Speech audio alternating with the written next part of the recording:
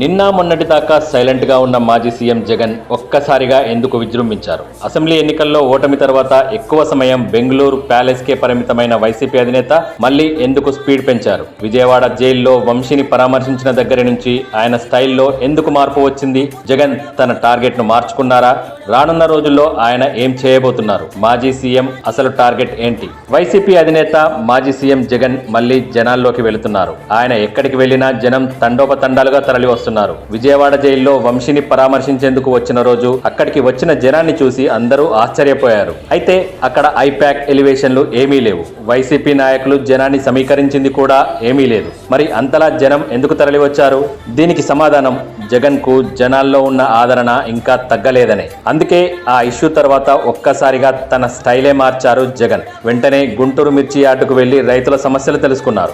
ఆ రోజంతా Guntur traffic jam తో విలవిల్లాడిపోయింది. ఆ మరుసటి రోజు పార్వతీపురం జిల్లాల్లో పర్యటించారు జగన్. సీనియర్ నేత రాజశేఖరం మృతి చెందడంతో ఆయన కుటుంబాన్ని పరామర్శించారు. జగన్ అక్కడికి వెళ్లినప్పుడు కూడా జనం భారీగా తరలివచ్చారు. వారిని కంట్రోల్ చేయడం పోలీసుల వల్ల కూడా కాలేదు. ఇక అదే ఊపులో అసెంబ్లీకి వచ్చారు జగన్.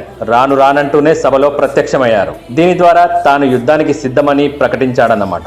ఈ వరుస సంఘటనలతో జగన్ కు ఒకటి అర్థమైంది. తాను జనాల్లో తిరిగితే పార్టీకి మళ్లీ పూర్వవైభవం తీసుకురావచ్చని తెలిసిపోయింది. జనాల్లో తనకున్న క్రేజ్ ఏ మాత్రం తగ్గలేదని తేలిపోయింది. అందుకే ఆయన స్టైల్ మారుస్తున్నారు. ఇప్పటి నుంచి ఇక జనాల్లోనే తిరగాలని డిసైడ్ అయ్యారు. కార్యకర్తలెవరూ భయపడొద్దని తానున్నానని అందరికీ భరోసా ఇస్తున్నారు. జగన్ ఇదే ఊపును కంటిన్యూ చేస్తే కూటమి ప్రభుత్వానికి కష్టమే. ఎందుకంటే ఎన్నికలకు ముందు ఇచ్చిన హామీల్లో ఇంకా చాలా వరకు పెండింగ్ లోనే ఉన్నాయి. ప్రభుత్వంపై వ్యతిరేకత ఇప్పుడిప్పుడే బయటపడుతుంది.